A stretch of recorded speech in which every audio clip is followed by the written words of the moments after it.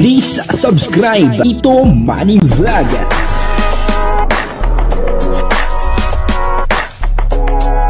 Payagan po si Tito Manny Vlog na mag-reactor para pambiling gamot sa kanya pong karamdaman. Wala man siyang records ng ng away. Si Carla po ay biglang isinugod sa ospital, at ito po ang dahilan kaya bigla po siyang naisugod sa ospital. Pag-uusapan po natin yan at bibigyan po natin ng konting reaksyon. Pero bago po yan, ako muna po bumabati sa inyong lahat ng magandang umaga, magandang tanghali at magandang gabi sa inyong lahat mga kapatid, kung saan man kayo ng panig na mundo naroon ngayon, ay mag-iingat kayo palagi at pagpalain kayo ng ating Panginoon. Maraming salamat din po sa patuloy na tumatangkilik sa aking YouTube channel at nanonood sa aking video reaction. Patuloy na po natin suportahan sila Kuya Bal Santos Matubang, Kalingap Rob, Ate Edna Vlog, Jack Tapia, at yung mga kasamahan ko pong reactor sa Kalingap. Ganun din po yung mga charity vlogger na Kalingap partner.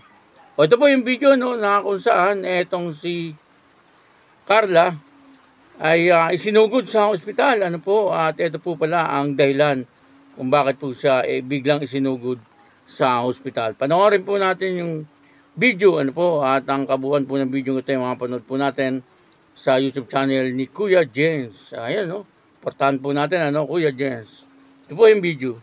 At ito nga mga kalingap, kakabalik lang po natin ulit ang daet. At ito nga mga kalingap, isang malungkot po agad na balita ang sumalubong po sa atin mga kalingap, dahil ang ating manamahal at sinusuportahang Carla Topular Vlogs mga kalingap ay nasa ospital nga raw po mga kalingap. Ito po ay napag-alaman po natin mga kalingap na kanina po nag-live po si Kuya Nel, si Mayor, at binalita nga po niya na na-hospital nga daw po, nasa hospital nga daw po sa kasalukuyan si Carla Topular mga kalingap dahil po sa UTI, isang urinary tract infection, isang infection po mga kalingap na ayun nga po sabi niya hindi okay naman na daw po si Carla, pero syempre mga kalingap, marami pa rin po sa mga taga-suporta ang nag-aalala kung ano nangyari, paano nangyari, at maraming nagsasuggest din ng mga kailangan gawin po ni Carla para maiwasan ito at hindi na maulit. So, alamin natin dito sa vlog dito mga kalingap, ano nga ba ang mga posibleng dahilan ng pagkakaroon ng UTI at ano ang mga paraan para maiwasan ang UTI mga kalingap.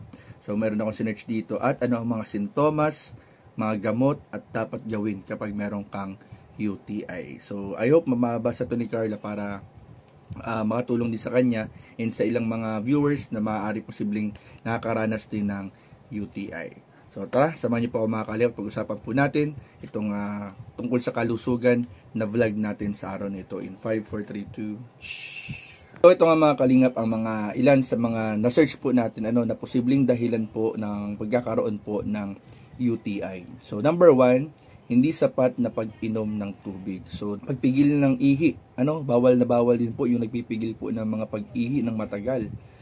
Yun po sabi ni Kuya Jens, kaya daw po na ay sugod itong si Carla sa ospital at na-confine po yata itong si Carla ay dahil po siya po ay merong UTI. Ang mga dahilan po niyan ay kulang sa pag-inom ng tubig, yun po ang number 1 dyan.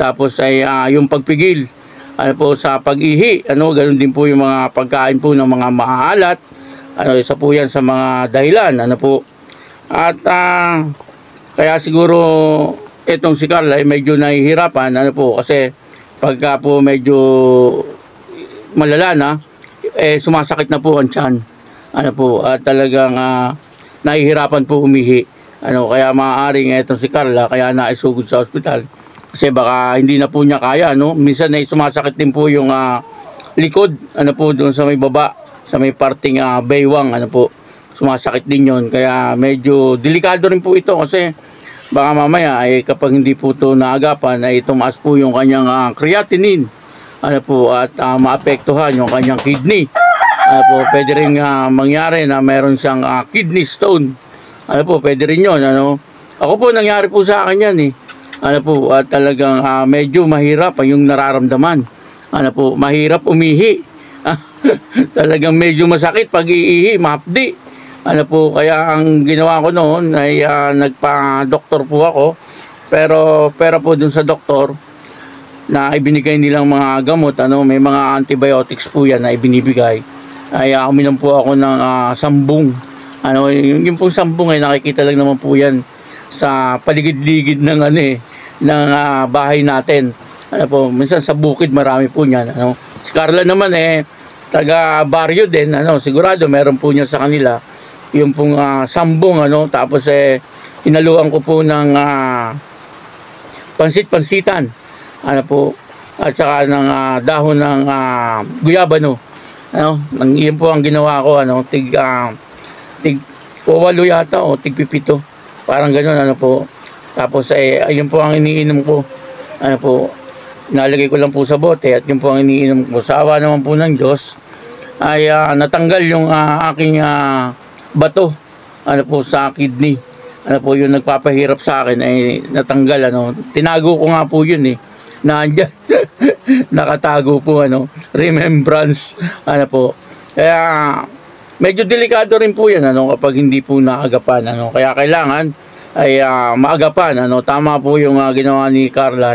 Siya po ay nagpasugod na sa ospital. Kasi kung hindi ay baka maapektuhan yung kanyang kidney. Ay yun ang pinakamahirap kapag ka po nagkaroon ng problema yung kanyang kidney. Kaya dapat ay iwas po siya sa mga mamantika. Number 1 po yan. Sa mga maaalat. At lagi lang dapat siyang uminom ng tubig. At kapag naihipo siya ay dapat ay hindi po siya magpigil. Yung mga chichirya, konting iwas na muna po doon. Kasi yan po ang minsan nagkukos ng UTI. Yan po ang nagiging dahilan. Yung mga kinakain na ganyan, lalong-lalo na kapag medyo maalat talaga, ay napakadelikado po noon. Hindi lang po UTI ang makukuhang sakit natin kapag laging maaalat ang kinakain natin at mamamantika. Pwede rin pong maapektuhan yung mga ibang organs sa loob ng ating katawan. Kaya sana ay umuiwas muna si Carla doon sa mga pagkain na bawal sa kanya. Yan naman po ay sasabihin siyempre nung kanyang doktor. At tungkol naman po sa kalagayan niya, napanood ko po kay Kuya Neil na parang lalabas na po siya sa hospital. Salamat naman sa Panginoon at makakalabas na po siya sa hospital. Kaya yun yun po ang dahilan kaya si Carla ay naisugod sa hospital.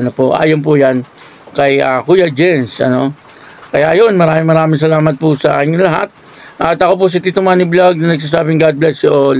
Diyos mabalos.